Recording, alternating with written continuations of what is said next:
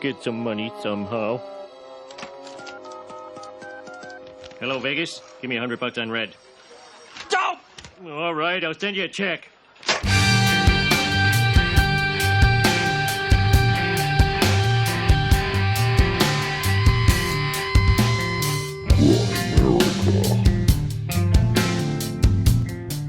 They're really die-hard clingers to traditional belief. I'd call them debunkers. They would refuse to look at any of the data. They refuse to do their own experiments, and yet they proclaim it all as bunk. Okay, guys, welcome back to the Grimerica Show. We're going to be talking with Dr. Joe Gallenberger a little bit later, a little liquid luck. I was a little banged up for this interview, as I recall. Had a little fucking liquid fall. luck yourself? Well, that makes it sound like I was drunk, but I wasn't. I just ran up the stairs and slipped in some pee and went crashing into the wall. Fucked up my toe pretty bad. Pretty big. It hurt pretty bad during the interview. Did you use his advice to heal it? I tried in my truck. Did it work? I don't know. I didn't keep it on very long. It's not something to listen to while you're driving around the city.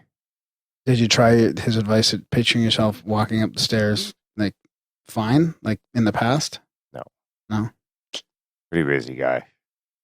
A lot on the go. Not a lot of time to meditate about your stair climbing? Yeah, I just, had to deal with it.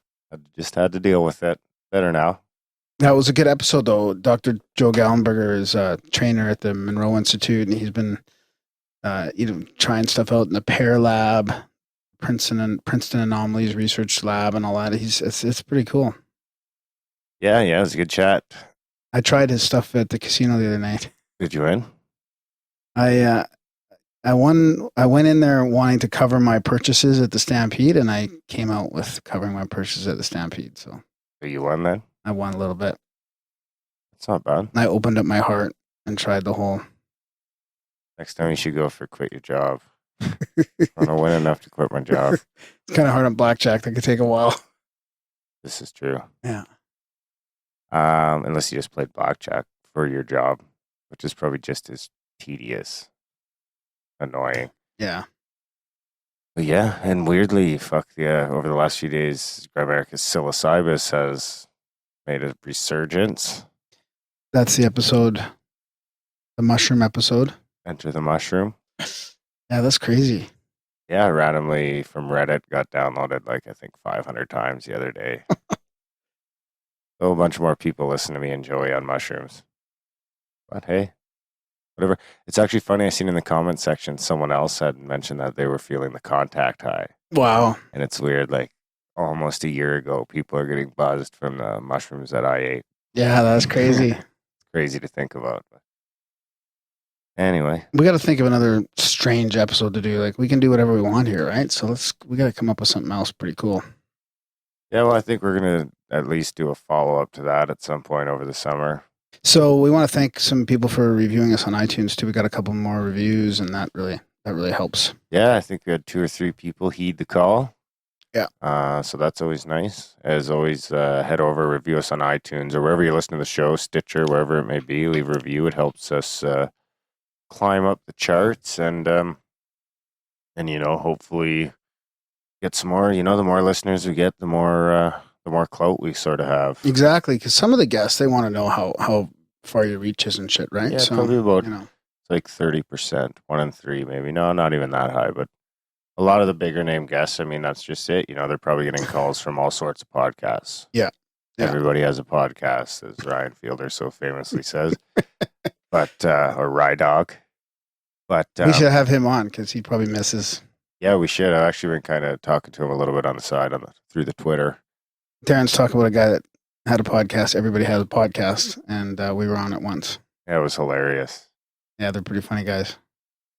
So yeah, some of these guys are just, if you don't have certain numbers, you're just not worth the time. Yeah, understandably. Yeah.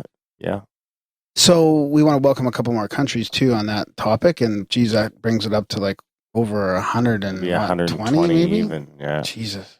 Do we get to welcome Guatemala? I think you've already done that, buddy. I'm pretty sure. You're wrong. Guatemala. When you want to handle the logistics, you can tell me I'm wrong. One of our listeners was just telling me about a trip to Guatemala. in Palestine. Palestine. Right in the middle of a war, they're listening to the Grimerica show? Yeah, the next one catches me even more off guard. If you had told me a year ago that there would be people in Ethiopia listening to the Grimerica show, I would have said you're crazy. Yeah. So shout out to our new Ethiopian listener. Yeah, welcome. Wow. Hegemony grows.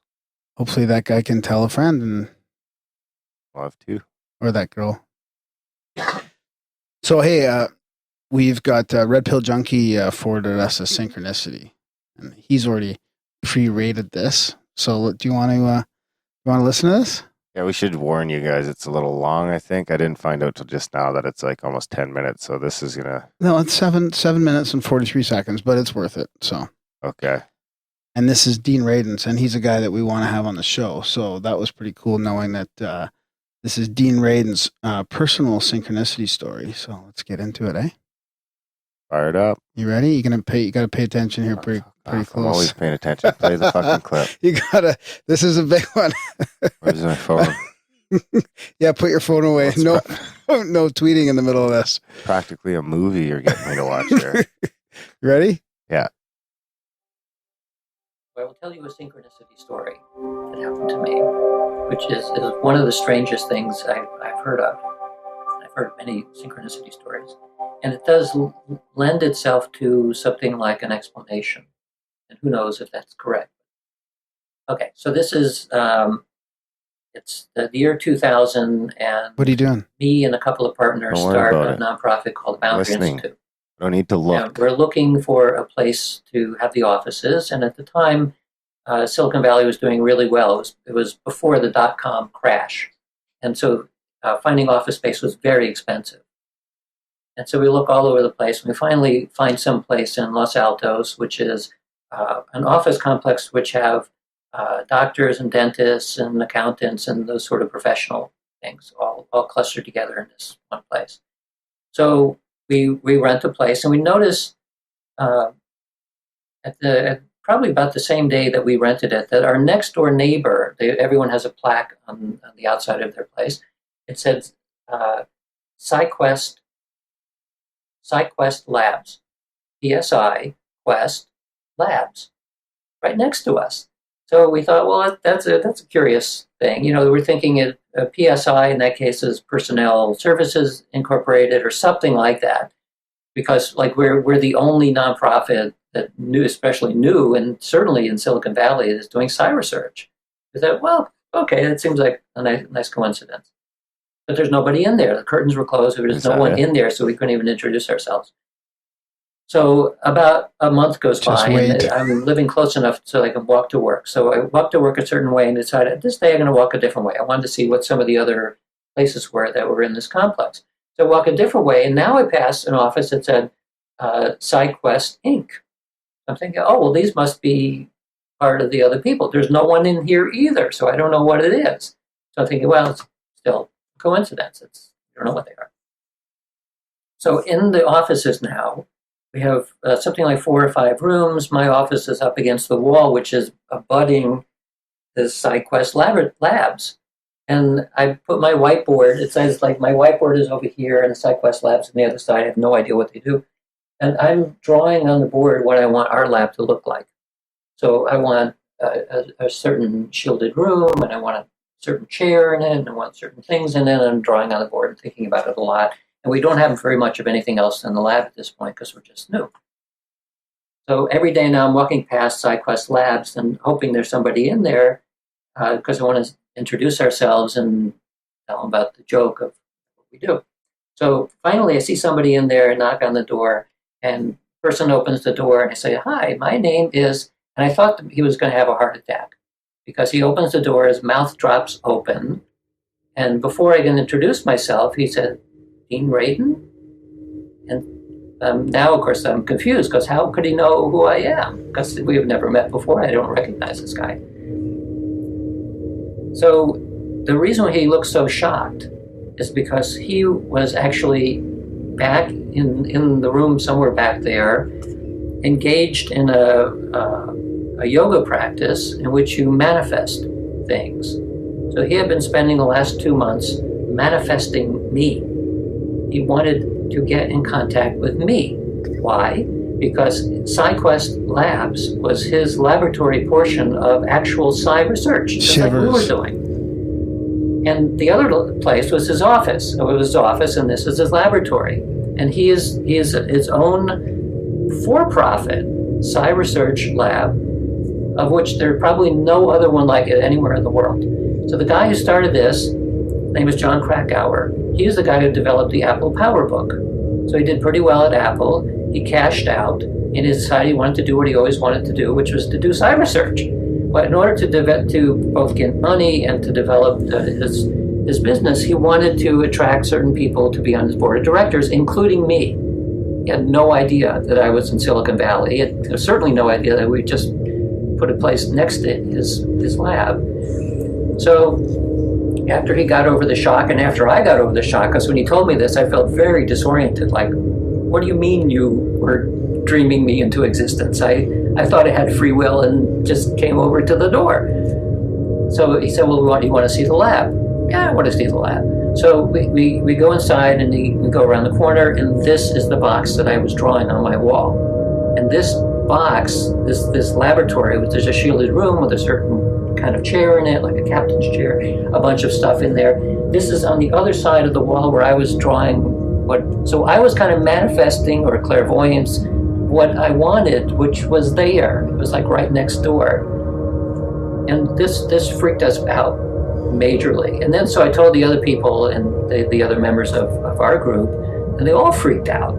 I mean, because this is impossible. There are no cases. It's like a probability of 0 that you can't have this sort of thing happen. So John and I were thinking then, well, how could this synchronicity possibly have occurred? And we thought that it actually seems a lot like a gravitational attraction. That we both have very high intensity. He's drawing me in. I'm literally drawing what I want. And it's as though we're like your intentions are a gravitational density that pull things together. So we're like orbiting around each other, orbiting, and eventually we settle together just like you would in deep space. The things clump together because the intensity of the intention is warping space-time. And we end up 2 Psi research places in the world next to each other, right next to each other. So, who knows what's really going on there, but very strong intention on his part, very strong intention on our part to do what we wanted, to what I wanted, which was the lab next door. Because now we didn't have to do anything because I drew it in and he drew me in, and that's the strangest synchronicity that I know of. That's incredible. Yeah. So I've heard a lot of other people with stories like this, and it's meaningful to the individual. This one is strange on its own rights because of the a priori unlikely 2 things like this clumping together right next to each other. Yeah, we can wrap it up. All right. So, what does our third-party Canadian rating system say about that one? You're not going to like this. Did you hear the whole thing? Yes, I heard the whole thing. How he was manifesting him? Like, he knocked on the door and the guy's like spent 2 months. I can go maybe. I'm going to go 7. Yeah, right. Because here's why. All right. I always explain myself. Buddy knows fucking full well Dean Radin's got an office in this building. He wants Dean Radin on his board of directors. There's nobody in this lab for 2 months or a month? That's because there's no fucking lab yet. But he's just rented the space because he knows Dean Radin's been sniffing around there. He's naming his fucking put names on the door. Arouses attention. He's probably got a fucking camera feed or something watching. Okay, no, hang on. You got to stop right there. I say he's getting trolled. No. He's either getting trolled or he's getting stalked. No. But we have to assume, for this purpose, okay, that nobody's lying. This isn't a bullshit scenario. It's not a setup. It's just for the rating system of the synchronicity, you have to assume that it's not. There's nothing underhanded going on. No, I don't. Well, okay. Well, I think it's my job to assume that. No, because you can't. You don't have enough information to make those. Is doing. Yes, I think it's a classic stalking. Okay, no. So let's say there's a 7 is because it's a stalking thing. What if it was totally genuine? What would you rate it then? If the guy Truly was sitting in there. And I'd give it a Doing his- 9.7. 9.7. Okay. Fair enough. But I still think he's getting trolled or stalked. Really? Probably stalked. By some Apple guy with a lot of money. He's a big Dean Radin fanboy. Yeah. Oh, back in 2000, before there was the same stalking technology we have these days. But he was designing things at Apple. He was probably made the spy program. Yeah. That's the synchronicity. Hmm. I don't know. I didn't get any shivers. I did. Fuck. When he opened up the door and the guy almost had a heart attack and he was actually manifesting Dean Radin. He's because, holy shit, this guy's on to me. That's why he almost had a heart attack. He thought he was busted. Oh, you disappoint me, Darren. Thought he was getting a restraining order. You disappoint me. He didn't even have to build a lab. His buddy's been stalking him and knew what his dream lab looked like, and he built So it. how does the guy know that Dean's going to rent out that space? They tried to rent out space all over the city. They ended up there. That's probably Buddy. Buddy probably owns a whole building. So what does that have? That doesn't answer the question. He's fucking funneled Dean in. How? Probably took a couple months to set up the operation.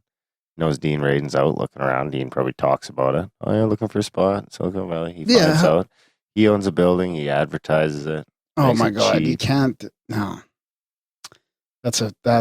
I'd be interested to know on how exactly he got turned onto that specific building. I think it was a last ditch scenario. That's what he did said. Someone call? Did he get an email? Oh, I found a spot you might like. No, it was the last one available, man. I think you should rewatch it.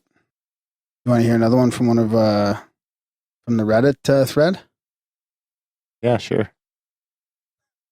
So was this for this Reddit? Is this for a show or is this for just synchronicities on Reddit? Well, it's by Grimerica. Is it by Grimerica? By Grimerica. Okay. I didn't announce that it was for the show. Okay, you ready? Yep. So a few years ago, I was hiking the Laurel. Okay, well, should I say who this is from first of all? I can't pronounce that. Sinazii Chalavek. That's just terrible. I butchered it completely. I apologize. That was bad. I apologize. A few years ago, I was hiking the Laurel Highlands hiking trail in southwest Pennsylvania. I hiked into the third shelter area, IIRC, after the Ohio Pile trailhead. I pitched my tent and tried to start a fire, but everything I found on the ground was moist after recent rain. 2 attempts to get the fire going fizzled. I thought, well, third time's a charm. If it doesn't work, I'm going to give up. Of course it didn't work. Just as I had given up and was cursing the lack of dry wood, an 8-foot piece of deadfall crashed to the ground not 20 feet from me. It was bone dry. 2 years later, on an Appalachian trail, I was leaving a shelter area in the morning and had turned right when the spur joined the main trail. But this didn't seem right. I paused for a moment and considered if I was going the right way. Being a half-assed Hellenic polytheist, I thought that if Hermes gave me a sign, I would turn around and go the other way. Otherwise, I would somewhat embarrassingly go back to the shelter and ask another group that was there what direction I should go. Just then, a big piece of deadfall fell from a nearby tree. I took that as a sign and turned around in the correct direction. About a month ago, I was outside smoking a cigarette and thinking about these incidents, synchronicity in general, and how sometimes we get signs from the psychoid nature of reality. I was surprised when a small crabapple fell from the tree I was standing under and hit me in the middle of the head. Interesting coincidences? Definitely. I keep a text file of them, but these are the most profound. YMMV and unlikely. Ooh. If I was this guy, I'd be more worried that his number's up. The universe has tried to drop something on him. Yeah, and keep your head up, buddy. That's pretty good. I'll give that one a 8. That's what I was thinking. There you Yeah, go. yeah, that's a good one. You don't see deadfall falling very much. I looked up in your yard the other day, and I saw that big piece of dead wood up on the top of that tree. And I thought, man, these guys better watch it. That's going to fall. And then didn't you hook a swing up for your wife and kids? And different branch broke. different branch broke. That I should have was said something. I had a little premonition of a tree breaking in your yard. a tree broke in the yard. So yeah, good stuff. Yeah, those are not bad. Anything else? Any spam? Oh geez, yeah, I gotta get some good feedback. Do you want to get into that? You have to put a hit out for spam if you're not getting enough. You need to put a call out for more You need to put a spam. call out from spam, yeah. I got some good feedback from somebody if you want to. I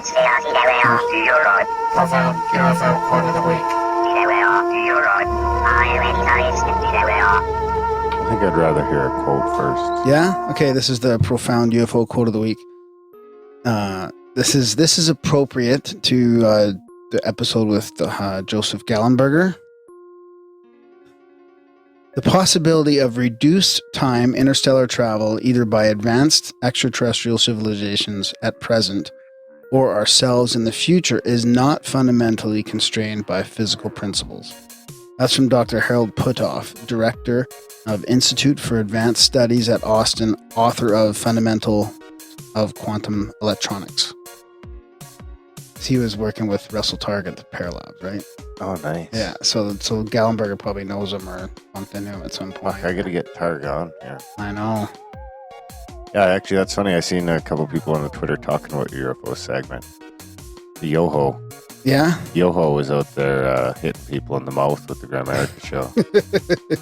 Right on. Thanks, Gitmo Yoho. I got another one here.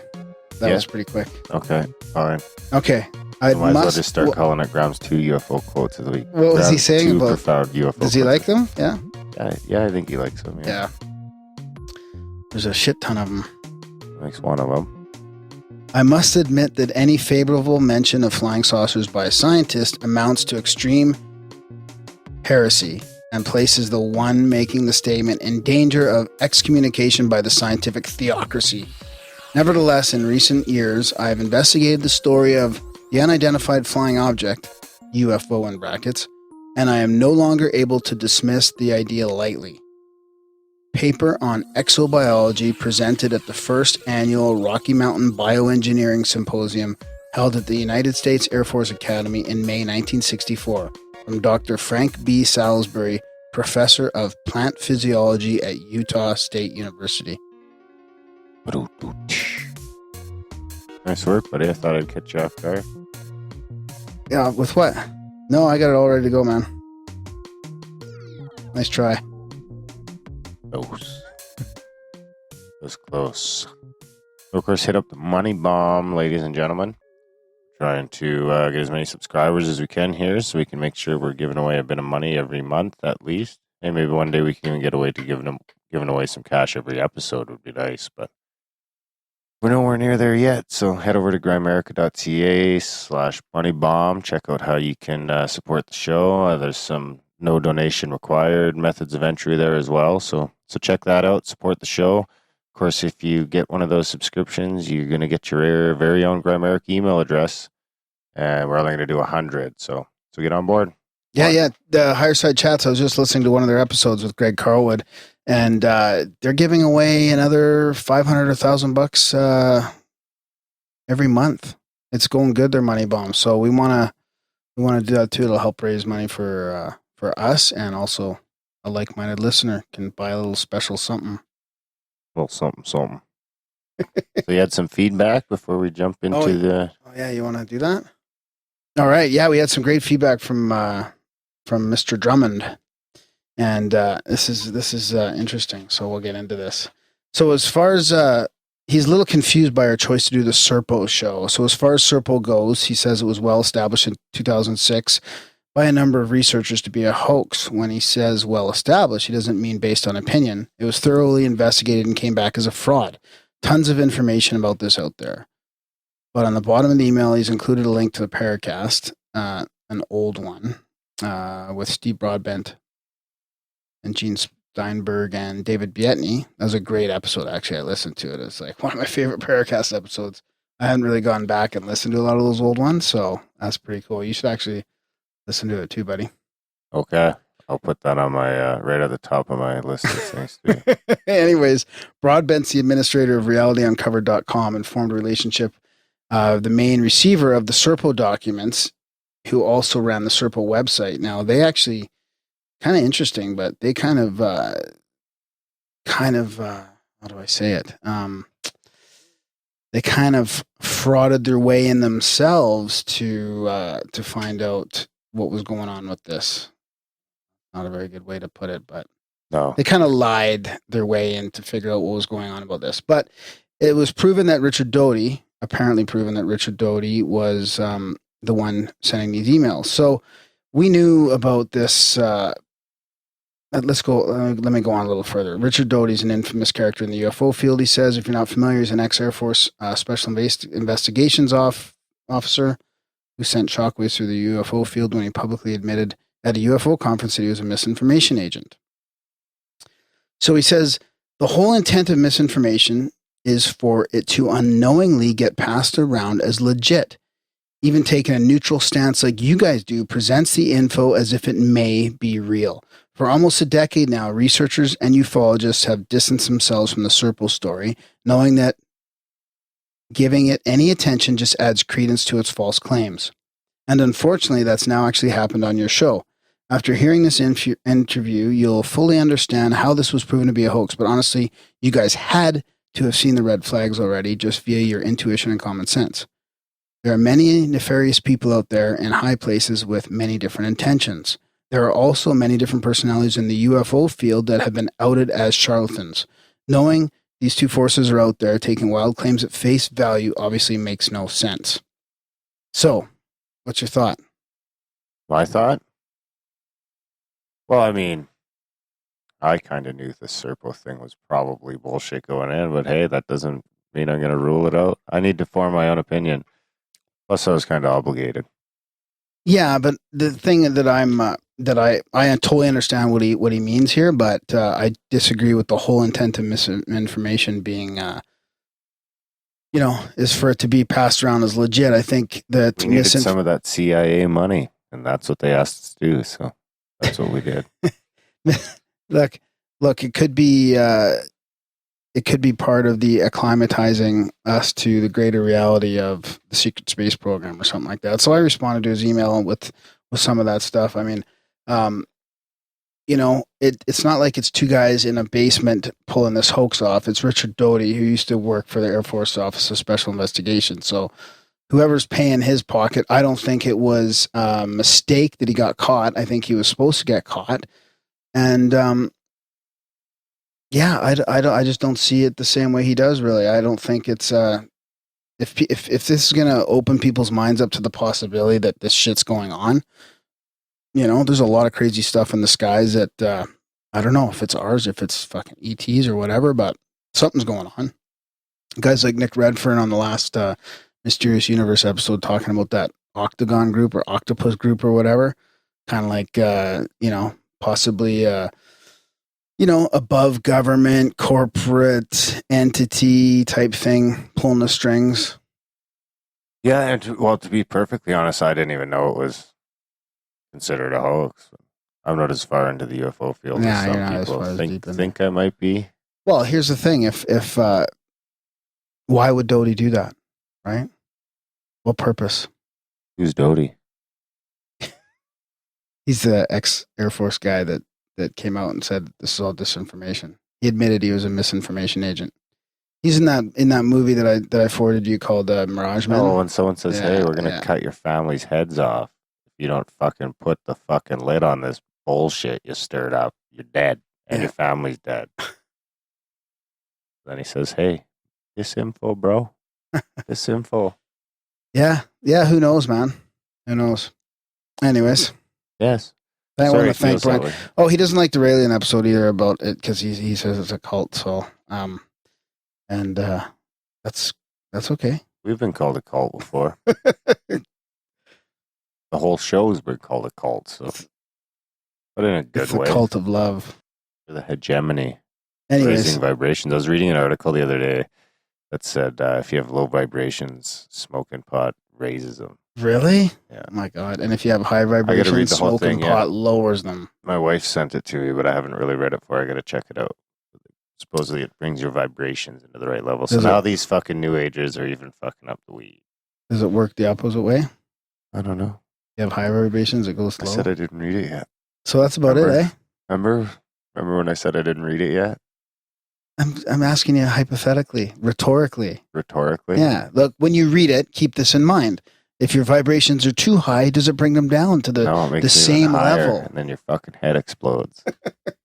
Or it cracks like an egg into a frying pan. Haven't you seen the commercial? This is your head on drugs? This is your brain on Brain drugs? on drugs. Any Just questions? say no, buddy. Say no problem. So we want to thank Brian for the input. Really appreciate it. Yeah, hopefully he finds some of these other episodes a little better. But hey, that's the closest thing to hate mail we've got so far. Other than the YouTube trolls. But YouTube's been good lately too. Yeah, no. We'll see one day, Mr. Drummond, when it's proven that we've actually had people going to other planets in the secret space program. Serpo will look like some crazy reiteration of it. When they find Serponia, and he's like, he'll be like 90. He's like, oh, those motherfuckers. We did go to Serpo. So yeah, I suppose we might as well jump into the interview with Dr. Joe. It's a good one. You guys should enjoy it. We talk a little bit about synchronicity in it as well.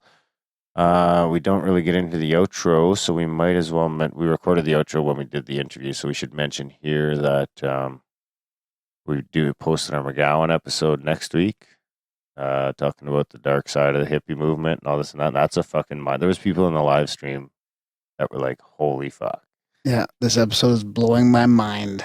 It is. It's one of these things that is so rare that kind of somebody pieces together all this information that's kind of out there.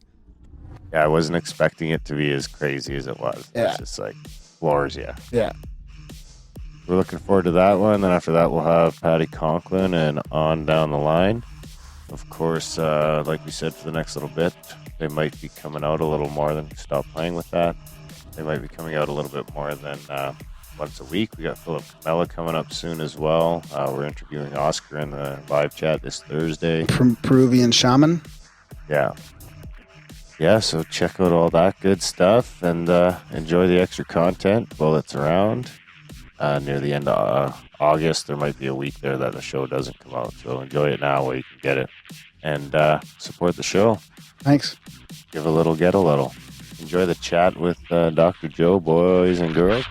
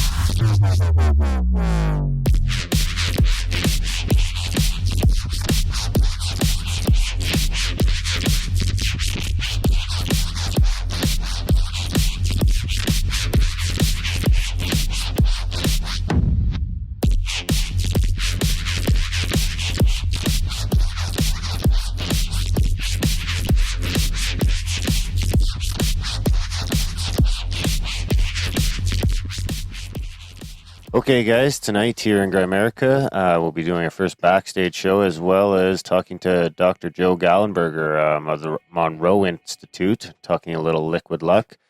There's an inside joke there. Maybe we'll get to it later. But first, how's it going tonight? The great Graham Dunlop. Hey, Darren, I'm doing great, buddy. I'm just excited about another show that seems to be right up our alley. After we chatted with Rupert Sheldrake this morning, and we've got Dr. Joseph Gallenberger with us. And fascinating guy. I read some of his book there, Inner Vegas, Creating Miracles, Abundance, and Health.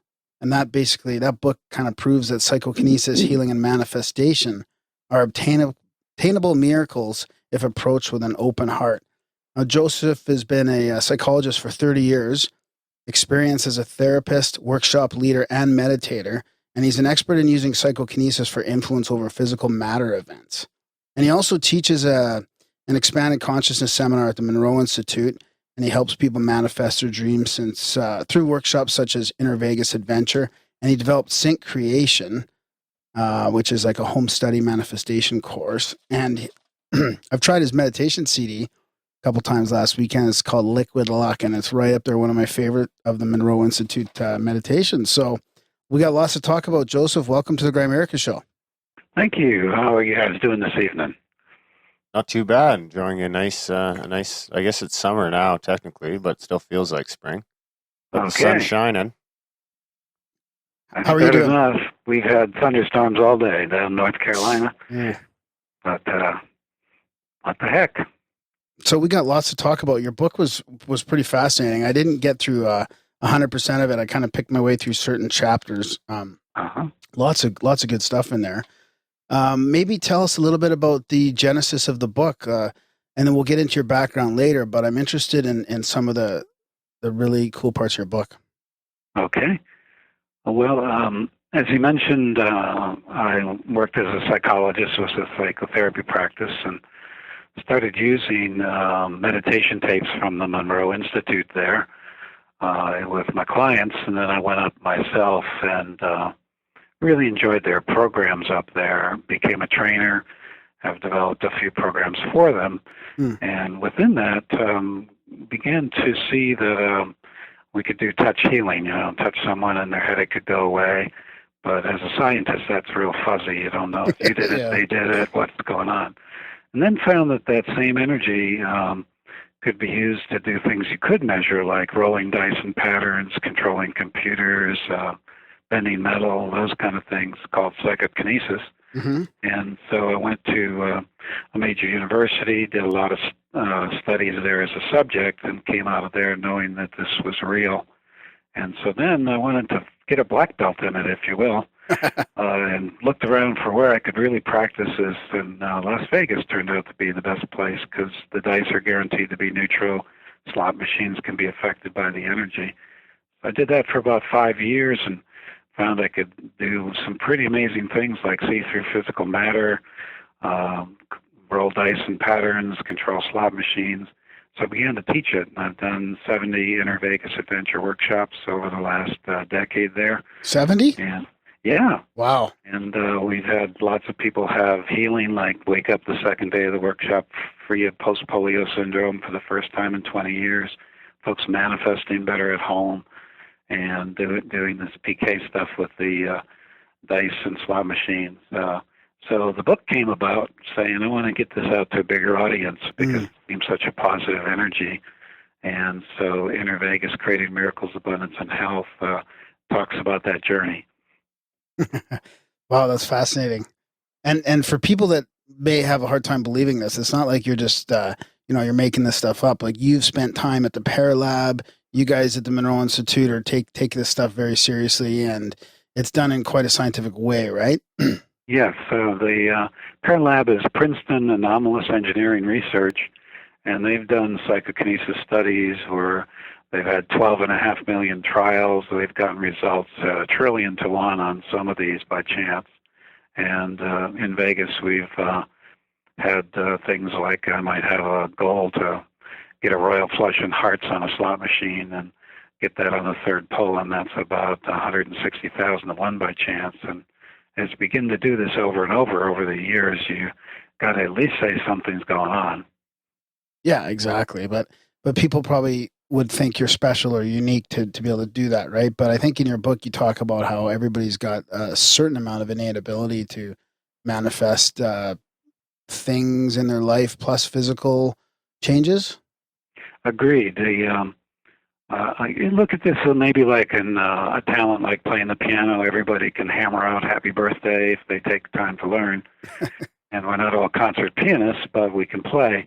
And you don't have to be, good news is, like a concert pianist level, but more the hammer out the happy birthday level to really have this stuff be positive in your life and help you manifest your dreams, those kind of things. That's where the CD Liquid Luck came out, trying to summarize 2 decades of experience in this area down to a 36-minute meditation that people can do and see results the next day. And so, because I really want people to know we all have this. It's a natural ability, but, that falling asleep is natural, let's say, okay? Mm-hmm. So there, though, it involves letting go. You have the intent to go to sleep, and then you forget about it and you fall asleep. But if you're on national TV in front of 200 million people and they said you got 20 minutes to fall asleep to get $2 million, you wouldn't be able to go to sleep. So that's what happens in the science lab when you put too much pressure on people. They get self-conscious, performance anxious, and then it's hard to do this stuff because the main energy is the heart and not the ego. And so what we do in the Vegas Adventures, in the Home Study course, in the Liquid Lux CD, is to get people out of their heads and into their hearts and letting go of fear, and then setting a real clear intent with very high energy and then letting go. And that's when this stuff flows. Huh. That's a bit of a trend as a topic on this show. We've talked to the guys from the Global Coherence Initiative about their heart-based stuff.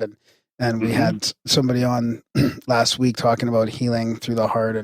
But how do you do that? Like especially for men that aren't really in touch with their feelings, like how do you start listening to the heart? Can you give us some practical advice on how to get there? There's Global Coherence Initiative is pretty tied in with HeartMath. Yeah, that's right. We had Howard on.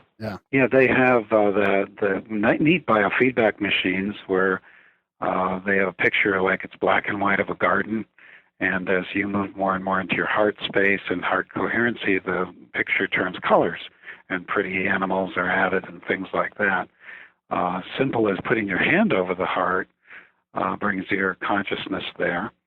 What I often use is the meditations we call Hemi-sync from Monroe Institute, quiet the left brain, which tends to be where the ego is and where fear is, brings in more right brain, and then allows the heart wisdom to come in more easily. So in about a 10-15 minute meditation, using headphones, we get people moving into their heart. In the Vegas Adventures, I also use beautiful music. You can see videos of soldiers returning home from war and meeting their family, or kitty cats being born, and our hearts will naturally open. But they often stay open about 20 minutes. And it's kind of like a cut flower. There's no energy to keep it open. So we also emphasize grounding, being right in the present moment, being really happy to be here on Earth, and pulling a lot of energy from Earth and Spirit to keep that energy flowing and the heart open for a longer period of time. I got to say, your CD, like I've listened to a lot of Monroe. I've got about 20 of the Monroe Institute ones. And some of them I really love. Some of them are a little too quiet. There's not enough guidance. Like if I'm doing a guided meditation, it's nice to have some guidance. But yours seems to have that right balance. Like you've got enough verbal guidance in there and enough just relaxing music that it's been pretty good. It's going to be one of my favorites, I'm sure. Go-to? Yeah, one of my go-to. Yeah. Great. Yeah, that we've had when Liquid Luck, the CD, came out, within days I was flooded with stories of one lady was looking for a four-leaf clover for 70 years. She found it. A guy sold his house in an hour that had been on the market for months and months. But a fella solved an unsolvable problem in his lab that had been there for 2 years. But many people are finding they're listening to it now and have a blackboard in front of them, and they're filled with inventions if they're an inventor or things like that. I thought they were going to use it like once or twice to get lucky, and people have won lotteries and things with it. But a lot of people are using it because it makes them feel so good. And part of that is what we found as a summary of all these years' work is in that meditation you're guided to be like a very wise wizard or alchemist, and then to put in the energies of happiness, abundance, gratitude, praise, compassion, love, good fortune into a vial that you can drink anytime you want, container. And just each day filling yourself with those positive energies, people are finding that's really cool too, even if they're not wanting to manifest a particular thing that day. That's funny. That's kind of along the same lines as Dr. Goswami was talking about with it being almost a path to creativity. Yes, very much so. And all this with just so is it a half hour a day? Yeah, the CD is, I think, officially 36 minutes long. It's download also. So if you can kick back for, that amount of time, and it doesn't have to be daily. So many people are using it that way. Other people just once a month or once a week. It is designed that once you've listened to it and got it down, then all you need to do is think of it during the day without having to meditate, and you can increase the good fortune you have that day. I had an experience with it on Friday night. I had a double crown in the back of my mouth on Friday afternoon, and I was trying to be all brave and not take any. I don't really take painkillers or anything like that, but it was killing me. And I put some. So I did put some Ambisol on, and I took a couple Advil, but I thought there's no way this is gonna go away. And anyways, I went to your. I put the headphones on, listened to your thing. And the Hemi-sync really relaxes me to the point where a lot of times I fall asleep. And I wanted to ask you about that too, like on a personal level, if you can pick up a lot of this stuff subconsciously while you're sleeping. But I woke up about an hour after I started it, and I think I fell asleep like halfway through your CD. But I woke up pain-free, completely pain-free, and I was quite shocked. Wonderful. Yeah, the Hemi-sync was changing.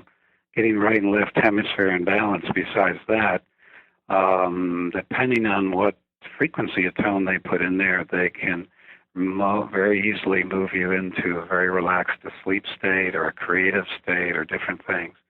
And most Americans, Canada and U.S., are sleep deprived a bit. So it's not unusual, particularly if you listen to it at night or you've had a rough day like the Two Crowns, that a person might fall asleep. Of course, simple solutions are do it eyes open, do it early in the morning when you're a little more refreshed, or take energy in with every time you hear some words, take another deep breath. But even if you fall asleep, you're in this sleep-awake border, and best we know, there's quite a bit of learning that occurs there. So I used Hemi-sync to put my kid to sleep when she was 4. Daddy, I can't sleep. And we put that on, boom, she went out like a light.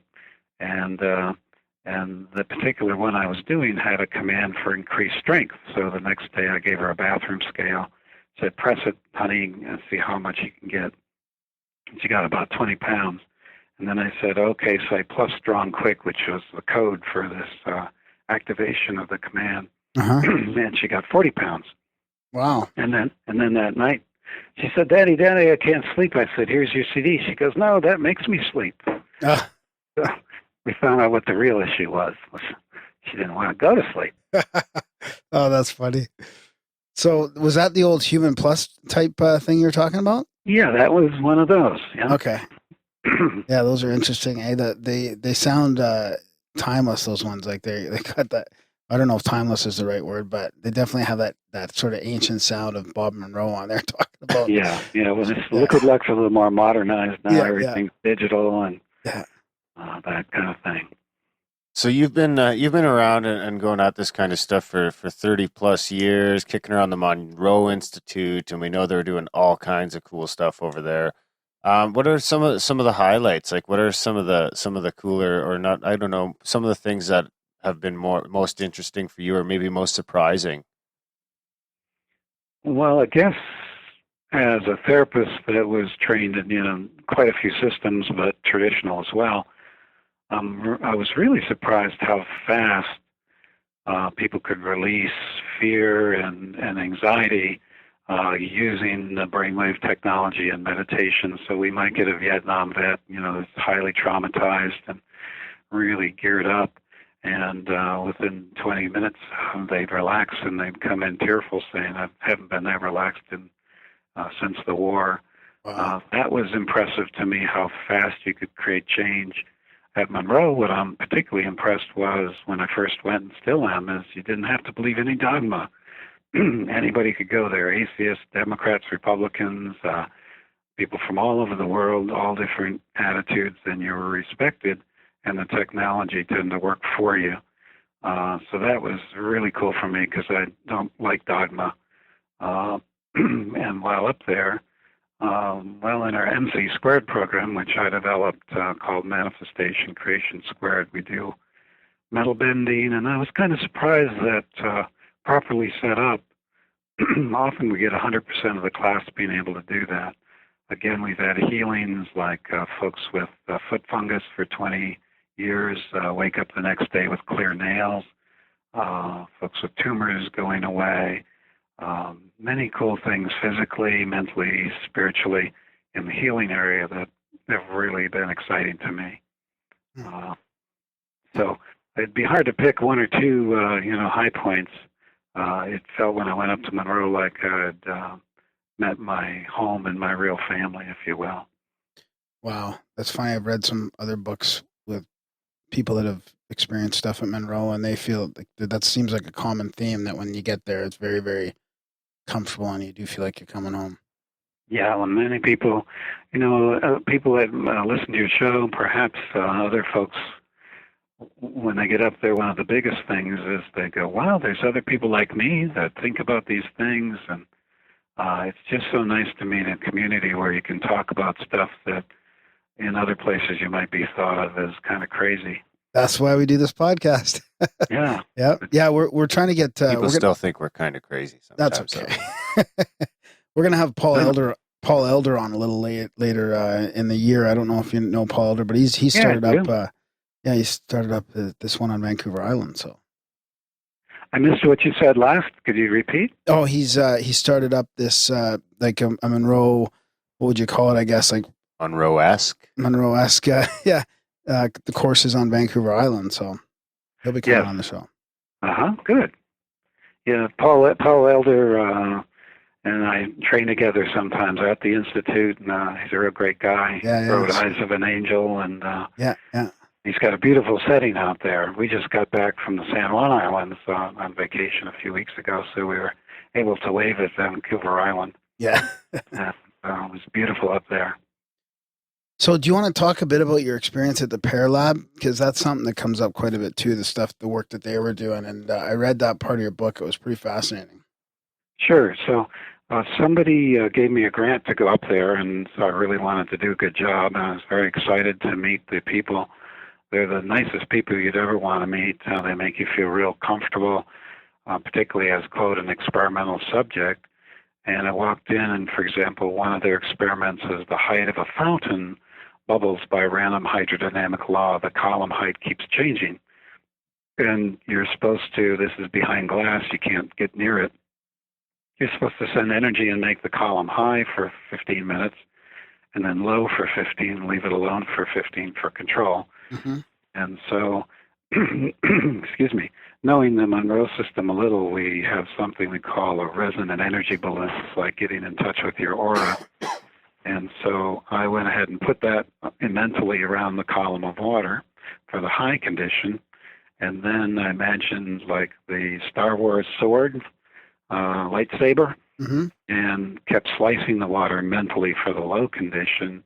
And I got statistics way, way, way above chance, showing that I had affected the column height of the water. So that was fun. And they had another one that was a computer picking pixels with random number generators. So random number generators are picking 1 and 0 like a head-tail coin flip about 1,000 times a second. So they should come out 50-50. And in this one, if you got a 1, the computer would pick a pixel, say, of a picture of a pyramid. If you got a 0, it'd pick a pixel of the picture of a kitty cat. And so you just see mush on the screen. And then you have to think with your mind, here, kitty, kitty, kitty, and how much you love cats. And you could mentally affect the random number generator in the computer to pick more and more pixels from the cat picture, and the cat gets clearer and clearer. And I got that, I think, at 30,000 to 1 by chance. And the cool thing is, slot machines have random number generators in them too, pseudo-random number generators. So both of those two experiments that I did personally gave me some good data, as well as when you look at they're very patient, very thorough, and again, they've run some studies with 12.5 million trials. Some things come out interesting, like you can affect the past just as much as the current, as long as no human has observed the data yet. And you can do it from around the world as easily as right in the same room if your belief is that way. Wow. The Russians tended to believe the PK field went about 4 or 5 feet and then began to decrease. Americans thought it was unlimited, so their result was didn't matter. For example, I have a friend, he was kind of interesting. He liked to go to Kazakhstan, Russia for the winter, which is jet black and cold, and down to Antarctica for the summer, jet black and cold. And so he's going down to Antarctica, and I said, well, you just think of one number and send it to us, our group in Vegas. Don't tell me what it is. And that group threw tons of 5, 4 equals 9. And when I got back, his email was he was sending 5, 4 equals 9. So even one person thinking all the way from Antarctica can create a result. Wow. So that kind of, it's interesting how you said, unless a human has observed it. So it could be observed by some sort of non-conscious machine, but as soon as consciousness gets involved, it messes it up. Yeah, that seems, I don't know about messing it up, but it picks a reality out of the infinite reality. Right. Yeah. And, based on some sort of, even a subconscious belief or a conscious belief or something, I guess. Mm-hmm. So you can use that for healing, too. There's a Hawaiian healing technique where it feels like the injury is really held in the emotional body. You know, I had a motorcycle accident 20, 30 years ago now, and none of the cells are the same as that time, but yet the person's foot or ankle could still hurt. And you can go back and emotionally pretend to yourself the accident never happened. So I was driving the car one time and I picked up the cigarette lighter from the floor by the wrong end and branded my thumb. And so I just immediately started making the motion as if I'd done it successfully and not hurt myself. And I looked down 5 minutes later, you know, the thumb had been all charred. Everything looked fine. So we can even shift our feelings about the past and also shift maybe even the actual tissue injury in an injury if we can let go of the present, rewrite a new present. So it gets into that quantum physics kind of stuff, gets kind of spooky. Yeah, we love that kind of stuff. We can't really understand it, but we love to hear about it. Yeah. It's, they say anybody who pretends to understand quantum physics doesn't, you know, so. Yeah. That's where we are. That's where we're at. So I guess I have a question along that lines. Like I wanted to get into different manifestation and stuff like that. But talking about belief, because that example of the Russians believing that PK only goes so far and the Americans believing that it goes much farther. Like, what about the fake it till you make it type thing, right? You hear about that in spirituality all the time. And for some people, it seems to work. Like, it'll get you out of that negative pattern, possibly just by faking it. But when I read stuff that, like the in-depth stuff about manifestation that people like you talk about, it doesn't seem like it would work. Well, I think fake it till you make it is one strategy, but I think there's more powerful ones. Why not get genuine? So let's say you're feeling like you don't have a life partner. Okay, so you're feeling lack in that area. What we would do is more first clear up any fears about having one, that possibly getting hurt again and that kind of thing. And then begin to focus on what you do have, and all the abundance of your life, the abundance of books you've read, abundance of pets in your life, hopefully good health, finances, beauty of nature, and just be focusing until you feel very abundant. And then that new relationship is more like the cherry on top of the sundae. So you're moving into visualizing wanting to create that feeling genuinely fulfilled, happy, grateful, rather than faking it, just put a smile on even though you're feeling really negative. And it is true that, if you smile, those muscles will help you get out of a mood. But we look for very, very powerful states of wide open heart, feeling as much gratitude and praise and things as you can muster. And there's almost always, something to feel good about. I had a brother recently pass over. He had a disease that was kind of like ALS, and so he was on a feeding tube and breathing machine and all of that, no use of his muscles.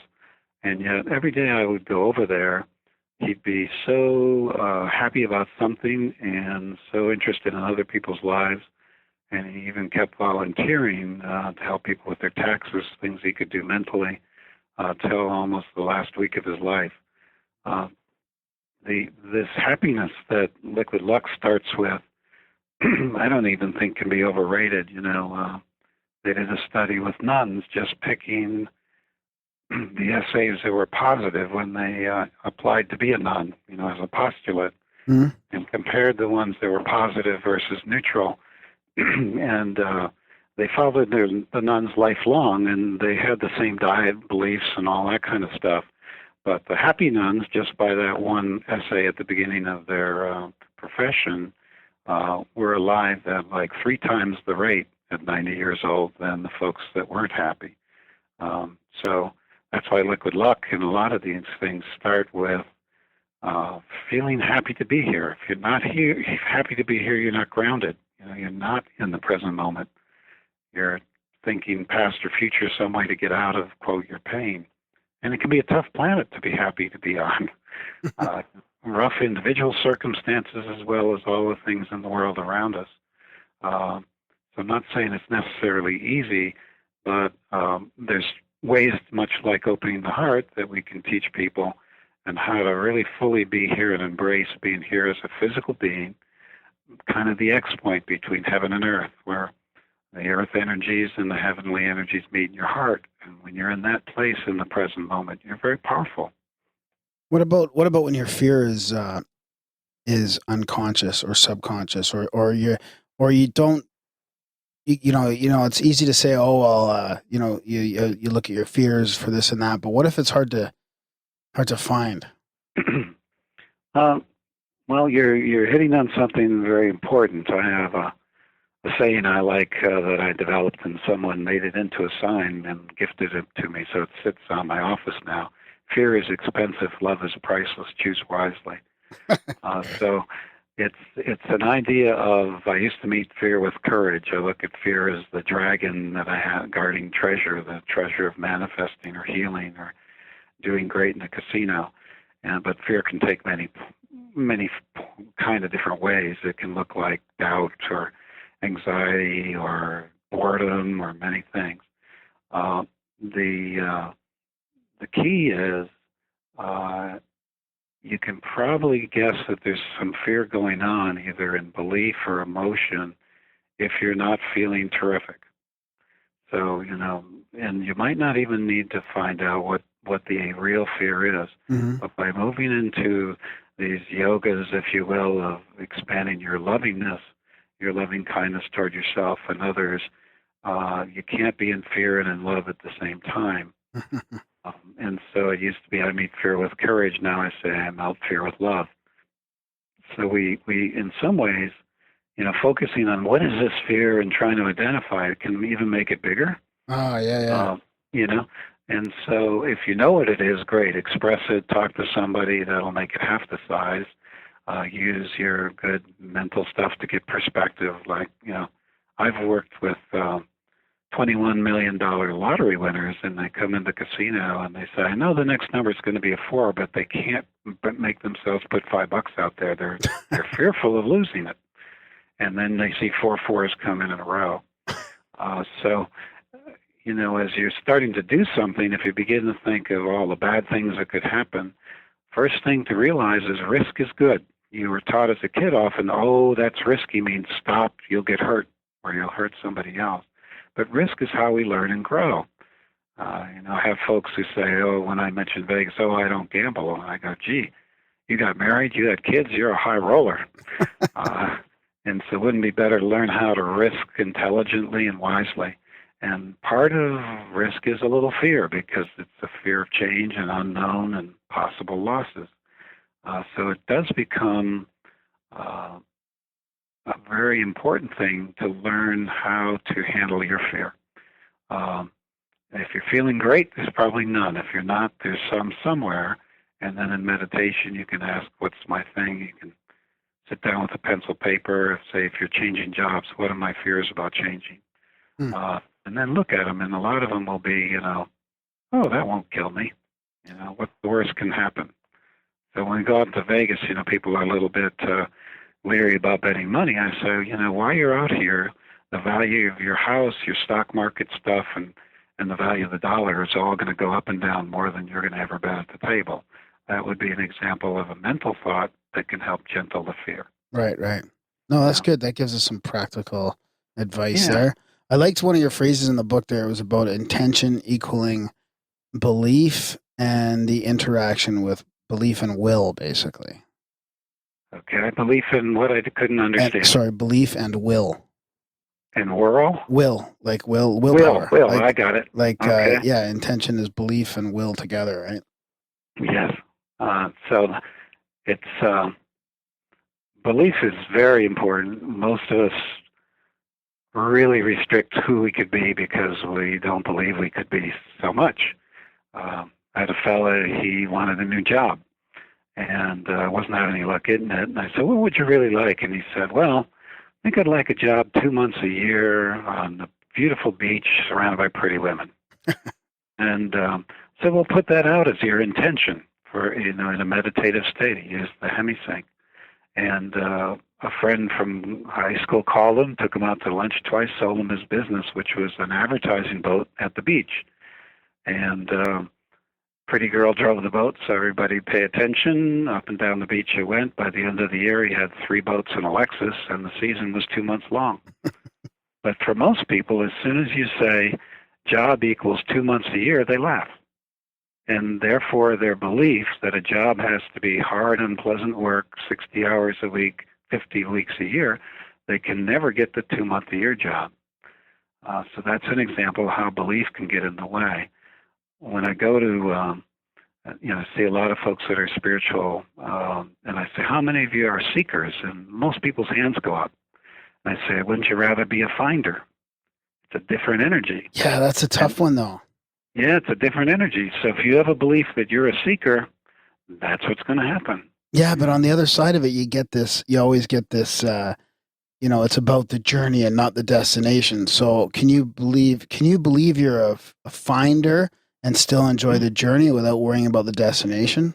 Sure. You can have the delight of finding things every day. Yeah. Finding a new friend today, finding the 4-leaf clover tomorrow, finding the lottery ticket win tomorrow, the day after. You can have the wonder of finding. Yeah, that's a good point. And hopefully, there is some wisdom in almost everything we believe that gets in our way, like nothing good comes easy, no pain, no gain.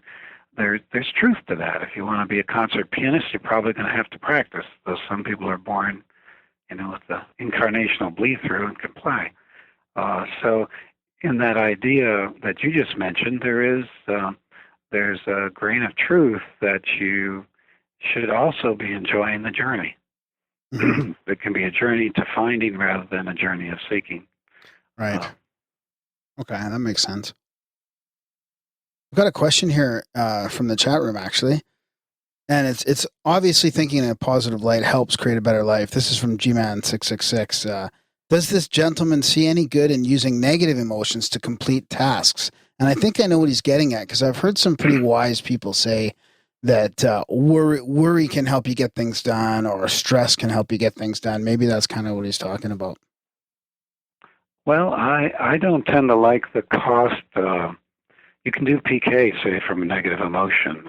Think I'm so angry I could break glass, and the glass would break. When I was going through a divorce 20 years ago, everything in my house was breaking, dishwasher, clothes washer, and stuff. And then I was realizing I was thinking broken home in a high energy state. It wasn't a positive energy state, but it was an agitated state. So what I'm recommending is using the energy of love, gratitude, those things, because they're positive psychologically and spiritually, and they're more powerful and enduring than the negative. If you can take a deadline, I just finished another book this week, and I have a deadline of June 30, and I was real busy, and my brother had died during that period, as I mentioned.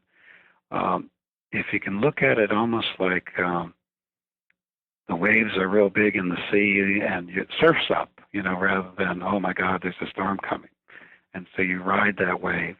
So you could, some people work better under, quote, a deadline, but I'd recommend they keep it still playful. And say, almost like a race. Can I finish before then? And as a kid, you'd race your friends, and it wasn't a big serious thing.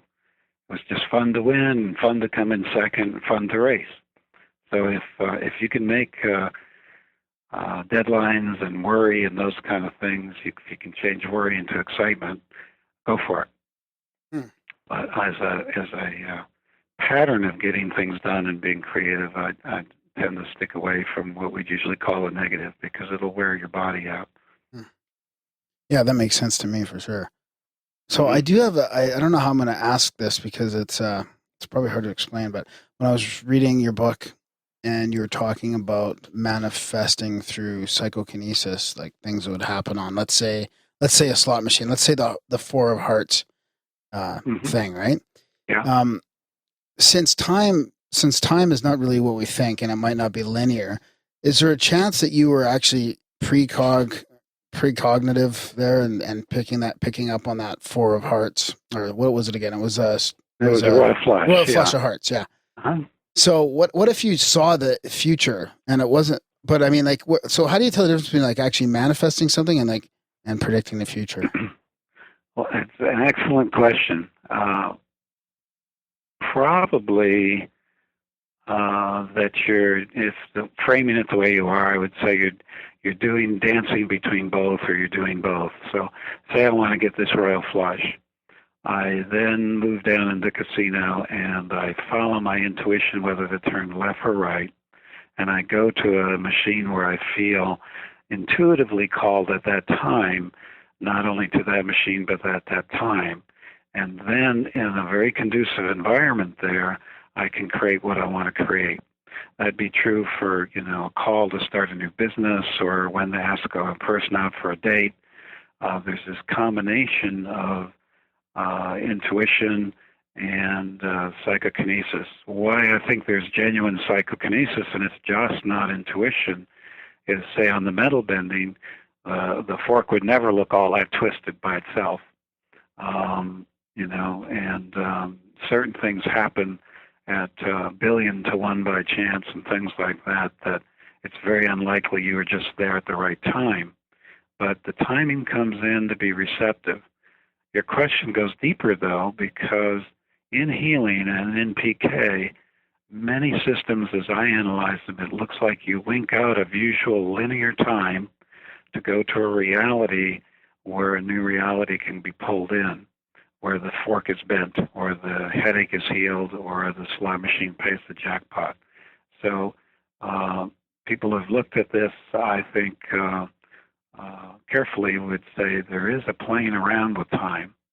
And in fact, we can peek into the future a bit. There's been psychological studies on that, where, say, they're showing pictures of Hawaii, and then once in a while they'd show a picture of a violent crime. Your physiology will change before you ever see the picture. Even if a computer is the only thing that knows that that picture is going to be next, the disturbing picture. So you mentioned the Global Coherence Project. There's also something called Global Consciousness Project that Princeton put around the world. And there, about 15 minutes before the World Trade Center events on 9/11, those random number generators around the world jumped. So we knew as a culture something huge was coming. So it's a fun thing that I like to play with, this whole area of time.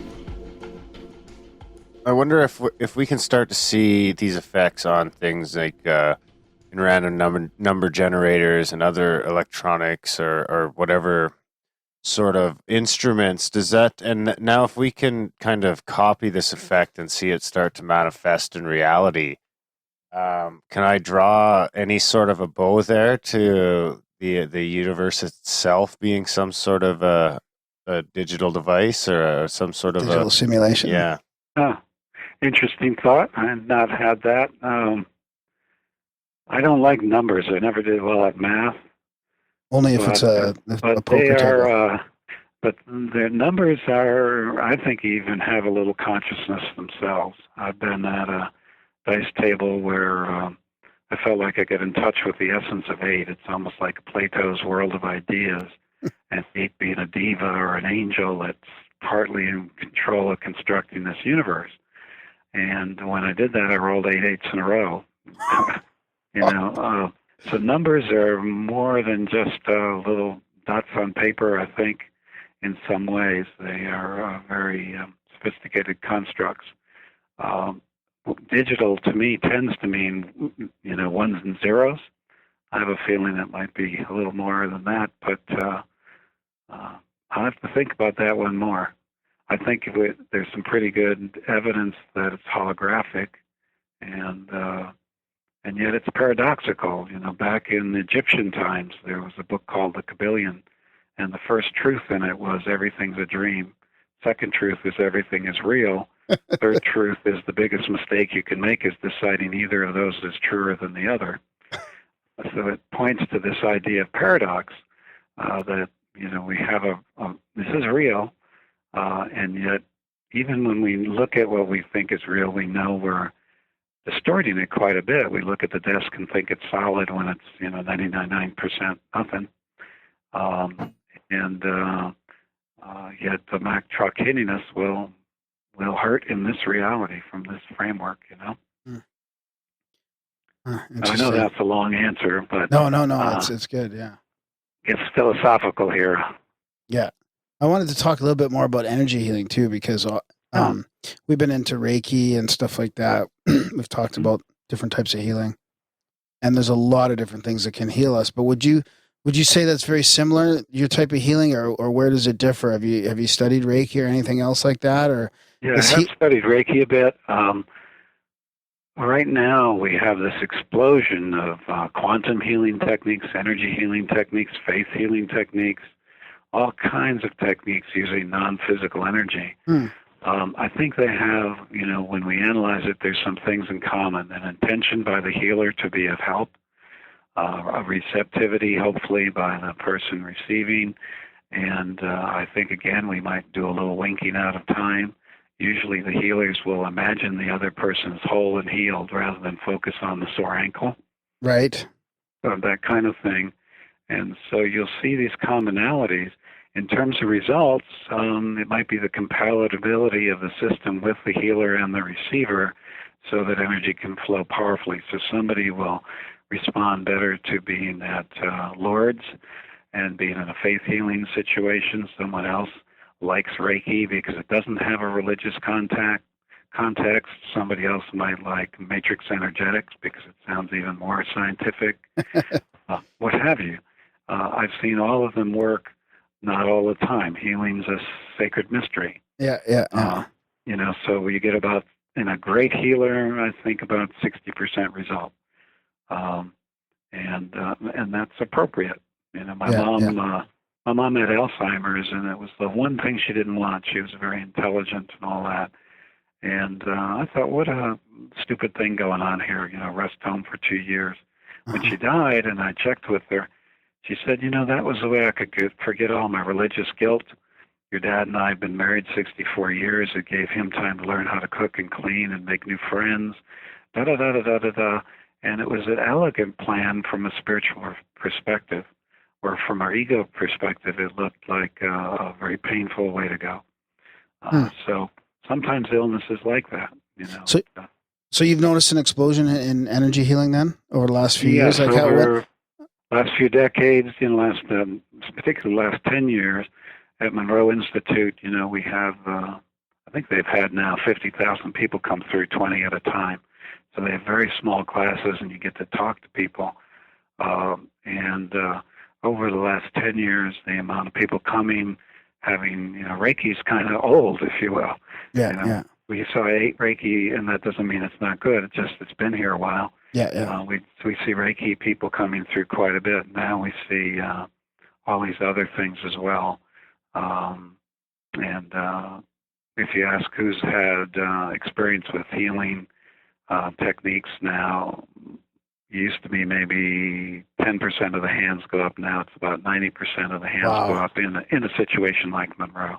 Yeah, I've noticed a huge I can't say I've noticed a huge increase because I just got involved with it over the last few years, even though I received a Reiki treatment in like 1990, but I didn't take any classes until last year. So it seems to me like it's growing like wildfire too. There's people teaching it all over the city, and there's people combining all different kinds of modalities of healing.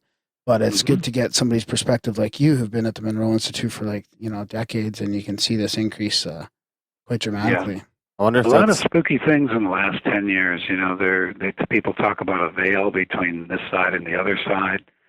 That seems to be thinning. People in Monroe 20 years ago would take longer to get into a deep meditative state than they do now. Interesting. So Bob Monroe's voicing, that you mentioned, the old ones, before there was complaint he's going too fast. Now the complaint is he's going too slow. Yeah, there's been a change. Funny. And so we're updating those things because there's a definite change in the ability of people to access deeper levels of consciousness, the other side, healing energies, and I think to be manifestors and creators in their life, like Inner Vegas talks about. Oh man, I wonder on an esoteric level, like how much that has to do with the internet and how we're actually globally connected now. And that's increasing our level of consciousness with each other. That's internet's very powerful. Say you came up with an inspired idea and you lived in China 100 years ago. It might, go out and proliferate for 30 miles. Now, by the end of the day, you could have it around the earth and back. Very powerful things to be in communication. I sure hope we use it for the good. That's one of the reasons I do the work I do. Another thing that's changed, people used to come to me 10 years ago and say, Joe, I'd like to manifest so I can get a new car or what have you. Now they say, I'd like to learn how to be a real powerful manifester to help my community and the world. Much more often they'll say that. Wow. So, to me, we're miracle workers and we live in a miraculous world, and we can indeed shape our personal future and the world's welfare. This area of beliefs and emotion we're talking about is important because right now there's a lot of message of fear out there in the world and a lot of beliefs in poverty, lack, etc., energy crisis. And if we can change to positive, abundant thinking and operate out of love and community and compassion, we can very quickly, with the internet and things like that, transform what's happening here. Yeah, that sounds like a trend too that we've been talking about, even if it's part of somebody who's been in the world financial system, or whether they've been, a healer or somebody that's into like UFOs. They seem to be on that whole trend of growing, like through love and abundance in the community instead of fear and violence. But that's from all the Reiki waves. But see, Reiki waves are like radio waves. They just keep bouncing off the ionosphere. So the more people that start doing Reiki, the more people that are going to keep doing Reiki until it's like an out-of-control Reiki machine. Is your foot feeling better already? No. Well, it is feeling a little better, but I think it's unrelated. Unrelated to Reiki? So maybe you could call it some form of Reiki. You should listen to Liquid Luck tonight and see how your foot feels after that. Yeah. So I do have a question though. Speaking of, would it be that easy? Should I like concentrate on my foot or something while I do it? Well, just follow the. I'd like Dr. Gallenberger's opinion. I would mainly just enjoy the wonderful energies in Liquid Luck. That'll relax you and get your mind off your toe. But at some point in there, after I was done, I'd probably take a drink and say, I'm so lucky, but by the time I get up tomorrow, my toe's going to be better than it ever was. or ever were. Right on. That type of thing. And if you do vision, you could use that Hawaiian shaman exercise we mentioned. Just vision going up the steps without tripping a few times, and basically rewrite your reality overnight. So when you wake up in the morning, you never hurt your toe. Rewrite my history. I like that. I love that. Yeah. That's a good one. There's some things in my history I'd like to rewrite. Yeah.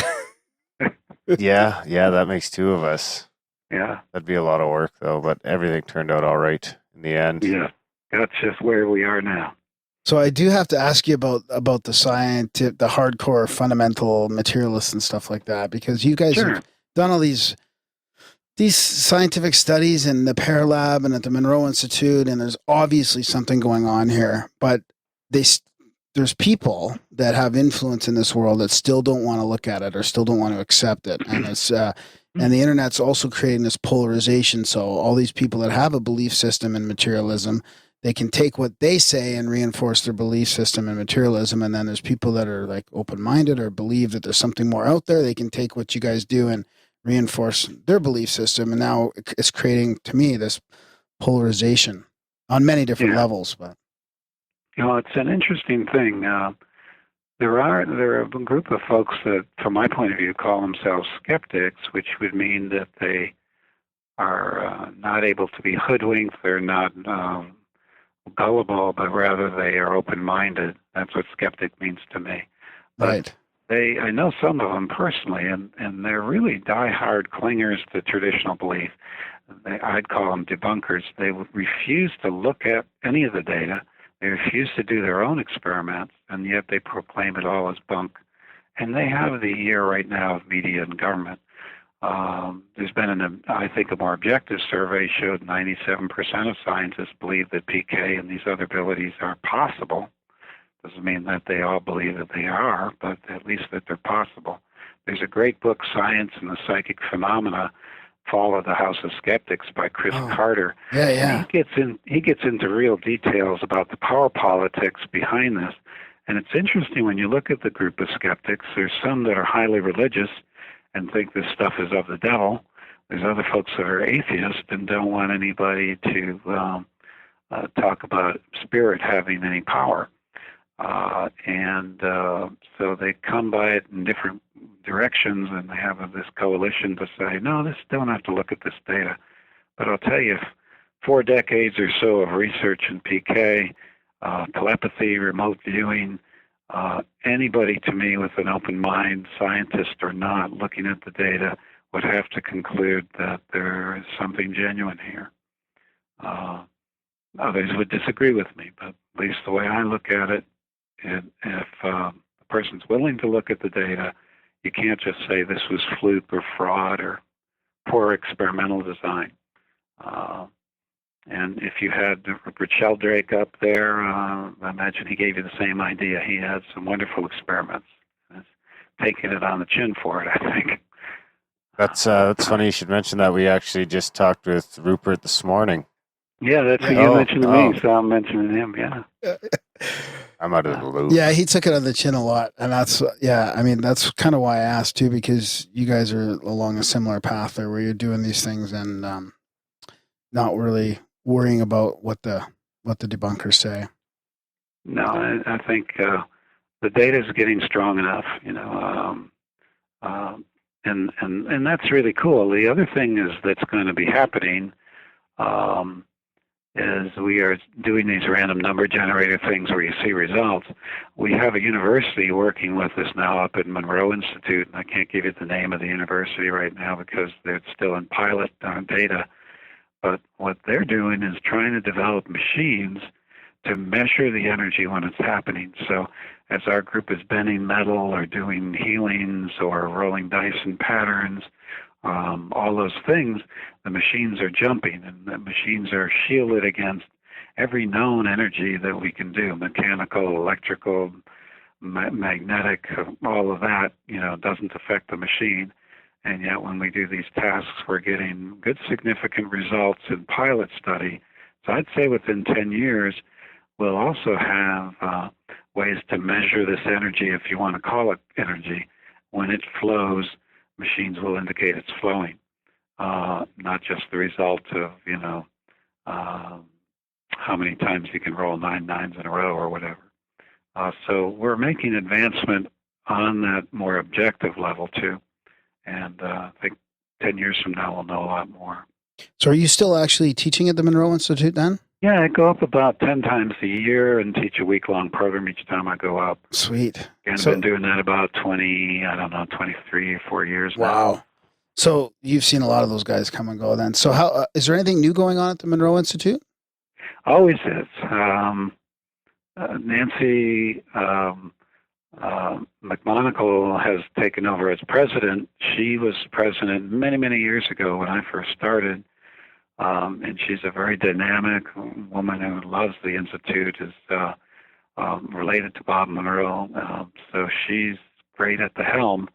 They're looking at some new brainwave technology things, one called SAM, spatial angle modulation, is another way to change brainwave patterns besides the Hemi-sync, which is a binaural beat technology. Mm-hmm. They're always developing new programs. We've had Mr. Gilman, who's a world-famous out-of-body expert, began to do programs, I think, 4 or 5 years ago there, and they're very popular. We got a program called Lifeline that touches with the other side and communicates how people transition. And a major TV network came out and filmed that and got results that they could then go back and verify through library archives from more than 100 years ago. Wow. Do you know what show that was by any chance? Yeah, that was on The Unexplained, which didn't last. And now the episode is being pulled because they're planning to do a different show and put it out again as one of the premium episodes. Oh, because wow. it was very dramatic. So the Institute continues to reach more and more worldwide. So we're doing residential programs not only in Virginia now, but around the world more. There are local chapter networks in many cities around the world. There's hundreds of outreach trainers doing programs around the world. So it continues spreading, which is really fun. So what about your SyncCreation? And is that something that you do personally, or is that through the Monroe Institute? Yeah, that after I developed the MC² program from Monroe, I kept the intellectual rights, and I wanted, because some people never get up there for MC², Right. Yeah. I wanted a home study version that would be just as deep and maybe even more effective and more deep than I could do in a week up there. So that became SYNC, like Hemi-sync, SyncCreation. And that home study course has been out for 10 years. On my website, synchronicities.com, there is a survey we did, and of the people taking the course, it was near 100%. We're able to do the PK, had lots of contact with guides, lots of health, wealth, personal relationship, career benefits. So it's summarized on the website. InnerVegas.com, like the title of the book, or SyncCreation.com would take people to that. And they could get lots more information about the home study course. But it's pretty neat. We've had folks really blow it out of the water with that course in terms of the things they wanted in their life. And it's very satisfying. Somebody will come in with maybe a real fear of public speaking, take SyncCreation or MC², and then I end up seeing them on the TED Talks where they're talking in front of millions of people in the video audience about what their passion is. So it's very cool gratifying. to check out. Yeah. So time for all of us to get in our power, Are they still doing anything like psychedelic-y or remote viewing down any of those avenues over there these days? Yeah, Joe McMonagle usually still talks in 2 of the programs that they do up in Monroe Gateway and Guidelines. He's probably the world's best remote viewer, in my opinion. Mm-hmm. And he's retired from the Army program now, but does private consulting. They do have a remote viewing week where you can go up and learn about it from Joe himself. He was number one, wasn't he, Joe? We should get him on the show. Yeah, soon. oh yeah, for sure. He's a great speaker. He was number one, wasn't he? 001? Yeah, he was in remote viewer 001. And he's had quite a history on both military targets, but also helping find lost people. People have been missing 20 years in Japan, and he just gets the target in Virginia, and he can tell you what village they're in, and they find them and do family reunions. Pretty fabulous guy, and interesting stuff that he does. So there's the out-of-body stuff, the remote viewing stuff still going on up there. One program called Intuitive Investing. I don't know if it's still there, using remote viewing for investing. And going higher and higher in consciousness. There's a program called Starlines taking you way up there into what they call the galactic core, or, become a galactic ambassador, if you will, and be in touch with very high energies, not all of them human. Oh, that's the one I want to go to. Yeah, so it's you can have a lot of fun up there. So before we get too far in here, because your book's called Inner Vegas too, and it's Creating Miracles, Abundance, and Health. And I want to talk to you a bit about, maybe you should talk about some of the Vegas adventures that you do. Do you still do the Inner Vegas adventure? And could you, if you do, could you describe to some people what that would kind of look like if they went and joined you in Vegas for one of these adventures? Sure. Well, we generate, we have a small group, 16 maximum participants, because 16 is how many we can fit around a dice table, plus myself and my wife, who usually will do the training. And we have dice tables arranged just for us, and we raise a very high energy the first day by meditating, talking about psychokinesis, demonstrating that this is real, learning about the game of craps is what they call it in the United States, playing dice. And we attract a lot of energy healers, Qigong masters, people that are interested in energy. I talk to everybody personally if I don't know them, so that people are not out there just to be greedy or make a killing. Right. Then we do heart open meditations. We go down to the tables, and it's a great feedback device. If you are in the present moment, grounded, connected with spirit, heart open, feeling grateful, positive, loving, you get rewarded with money within seconds. If you go into greed, fear, ego, the money goes away. That's why I don't win. Yeah, so it's a kind of a classical conditioning in a psychological sense toward a more enlightened way of living. We also have the spontaneous healings that I mentioned, as well as if a person wanted, they can be put in the middle of a healing circle during the workshop. And so we do that the second day, and the third day, just getting better and better at knowing the game, raising energy, focusing it, and letting go and letting the PK play. So let's get a little granular on the dice game then. So you guys are all standing around a table, 16 of you. Are you playing against each other, or are you playing against? I'm not too sure how craps wins or how craps. We all are together. Yeah. But you control your own money. Right. Okay. Yeah. So we have a target of 5 and 9, let's say. Okay. And then doubles like 2, 2, 4, 4. And what's happening is we've visualized that, we've planned that. There's hundreds of people who have taken the workshop before, sending energy for those targets. And then, say if you have just a little bit of money, maybe you'd use your intuition to bet the 5. Somebody next to you might have a little more money, they might bet the 5, 9, and the doubles. Okay. But when we win, we kind of all win together. Right. And we use what we call an energy arch. We put one person either side of you, and they connect heart to heart, and you just stand between them and really bathe in that energy. And they can handle the bedding for you, or make sure the drink lady brings you a drink. We don't drink alcohol, but water or something like that. Right. And so you feel very protected and in a very nice space, and then you just roll the dice. And dice, usually in the game of dice, it's pretty hard for somebody to hold the dice for 15 minutes or longer, because as soon as you roll a 7 at the wrong time, which is the most common number, it comes up once 6 times by statistics, Right. you're out. So we've had folks roll for, I've rolled 2.5 hours. We've had lots of folks roll 90 minutes, an hour, that kind of thing. So you're seeing definitely above the normal gameplay. Yeah. And we bet in a way that you start with very little bit of your own money, and then it begins to double and double and double if you continue to do well. But you've never risked very much. Right. Because the main thing about this workshop, it isn't about the money, it's about the learning. Yeah. So we want people to be able to play safely and have a good time and learn what they need to learn. And then if they win back their tuition, terrific, but you can't guarantee that.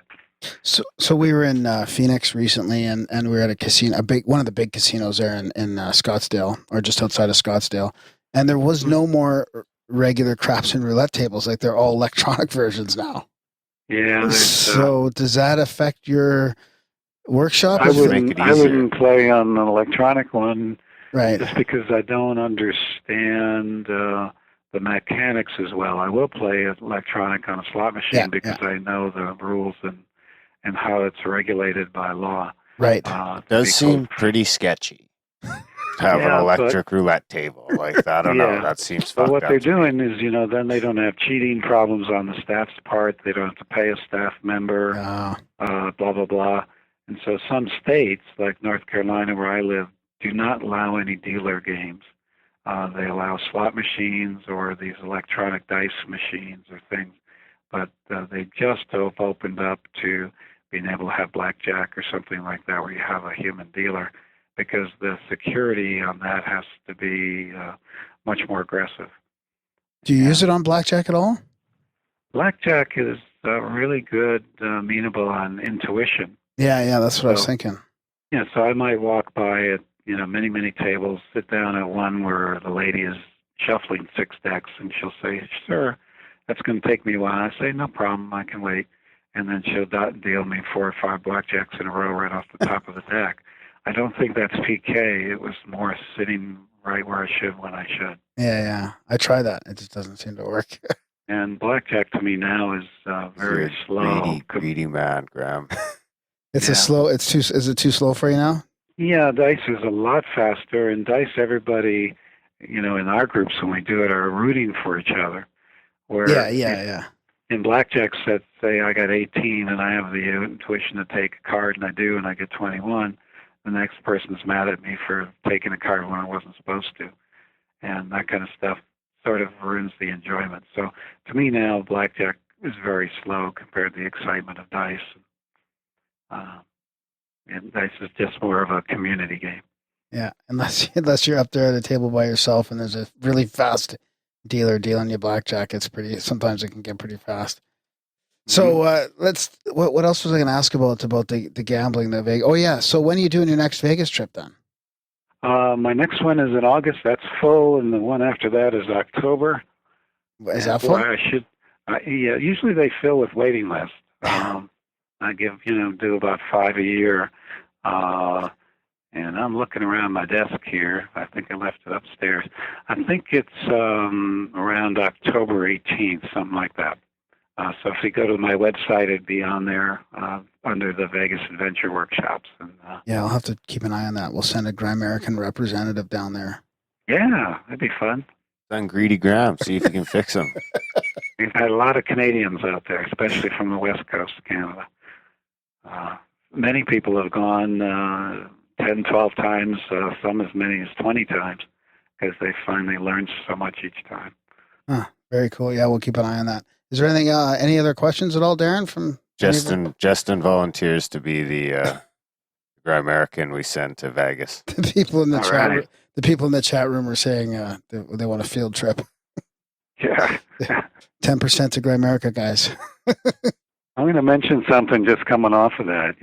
I believe in this whole abundance thing, part of that is being generous. So we've raised over $100,000 in Vegas and other workshops I do just by having a blessing bucket in the corner, anonymous.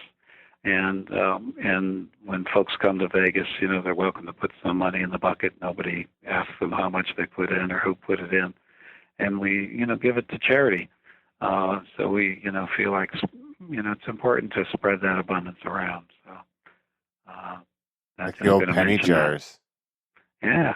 They need to have digital penny jars now that everyone's using debit machines. Mm-hmm. You should just be able to swipe it and it puts 5 cents in that That's a jar. good And then idea, if someone's a couple cents, so you just swipe the jar. There you go. Patent pending. Make an app. App? Yeah. Can't even make a Grimerica app. So is there anything else that you want to mention to the listeners? No, I hope everybody considers that. Take a look at the website. There's lots of information on there, including, free tips for healing, for manifesting, for doing the PK. If they get the Inner Vegas book, I think they'd enjoy it. And the Liquid Luck is real easy and acceptable and to do. Got a brand new CD out called Abundance Waterfall. It's another meditation that's there. Oh, you do? You have? Okay, how do people get that? Same place. Go to innervegas.com or syncreation.com. Oh, okay. Look under products, and it's only been out like a week. And but getting some good reports, like one person listened to it and then went in and had better luck on slot machines than they ever had in their life.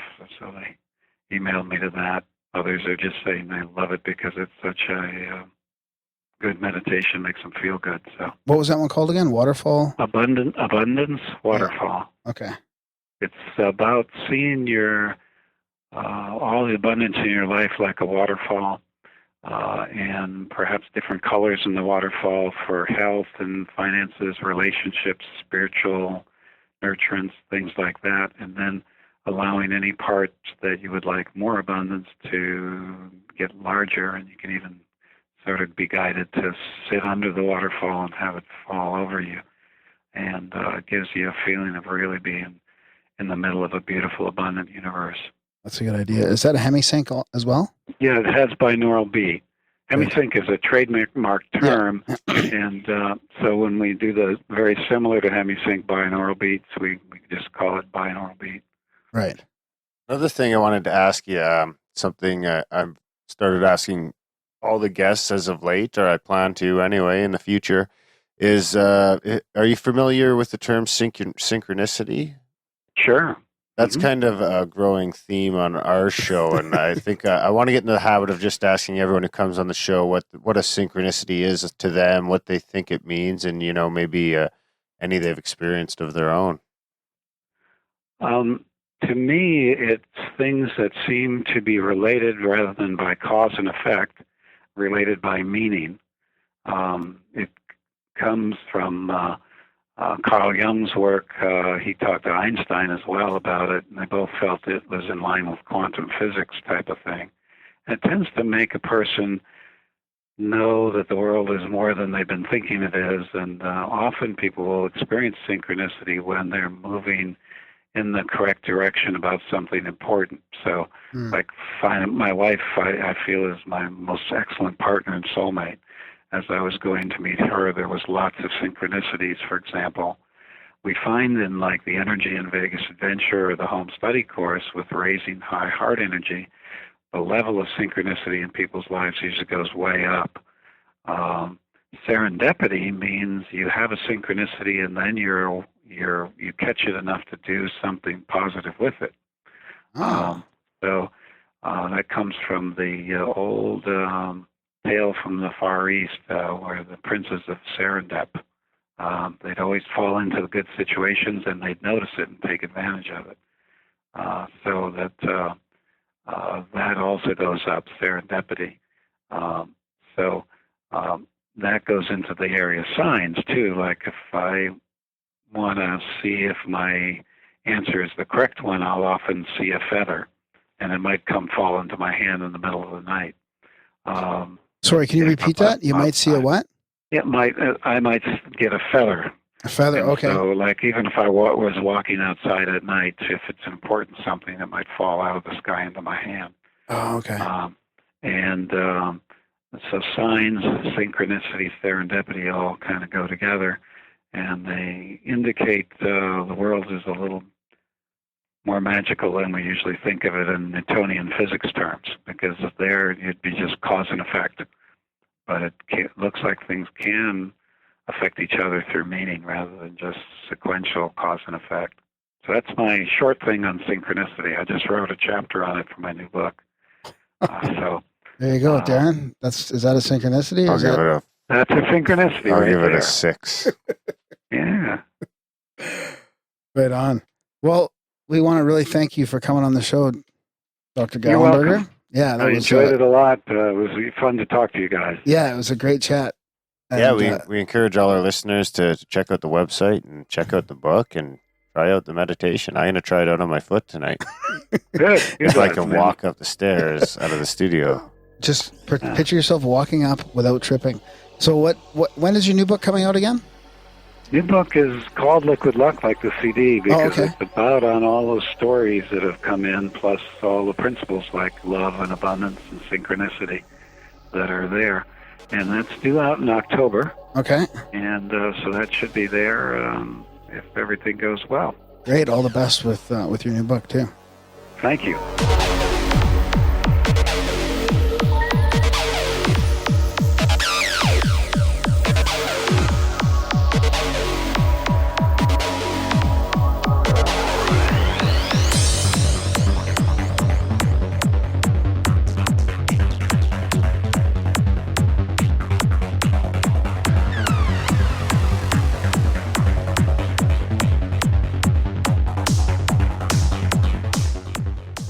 And welcome back to the Grimerica show. That was our chat with Dr. Joseph Gallenberger. Yeah, that was a good one. Like talking inner vagus, meditating. It's too bad about the mishap before. My throbbing foot made it kind of hard to concentrate for the beginning, but it started to feel the Reiki you were sending me started to kick in near the end. So I didn't really send you any. Oh. I didn't have time. I would have if I would have had time, but maybe Joseph did. Residual Reiki. Residual Reiki. So it was cool. I read the book and some of the book, and it was pretty good. But talking to him gave me a much better idea of what was going on, especially with the Vegas thing, because I kind of skipped over the Vegas chapter. You gonna go gamble on it? I'm going to join them in Vegas, buddy. Are you? Why not? I'm not the least bit surprised. I haven't been to Vegas in 7 years, probably. Never been to Vegas. Really? I think I have a free trip to Vegas too. One of those ones you got for like buying our car. It's crazy, man. Just pay the taxes. It's tough that we started having kids. Yeah. One day soon. So no, I want to try out those meditation CDs too from the Monroe Institute. I still got a bunch of Monroe stuff on the Mega there that we listened to when we were tripping out. Oh yeah, right.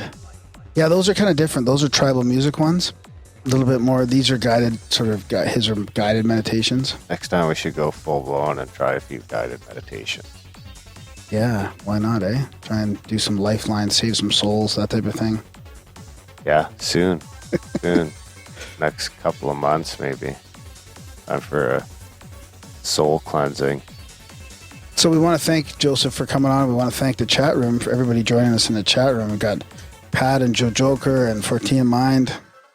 Some of our awesome bloggers are in there. Yeah. Thanks for coming out, guys. Thanks to Dr. Joe. Who do we got coming up next? We don't know. We don't really know what we're going to do as far as releases go, but we do have lots of interviews scheduled. Yeah, so stay tuned. One thing we do know for sure is you can support us at the Money Bomb, Grimerica.ca/moneybomb. Check out that. Spam Graham. Spam Graham. Not with Graham at actual Grimerica.com. Sushi spam.